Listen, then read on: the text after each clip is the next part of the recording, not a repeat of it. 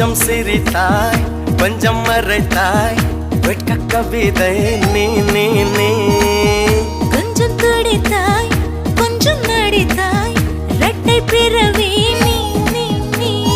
அம்மா அம்மம்மா என் தாயோட்டும் பேசாத மௌனத்தை நீயே சொன்னாய் அப்பா அப்பப்பா நான் யாரோடும் பேசாத முத்தத்தை நீயே தந்தாய் 5 வயது பிள்ளை போலே அச்சச்சோ பிச்சத்தாலே கொஞ்சி கொஞ்சி என்னை கொண்டால் பருவாயில்லை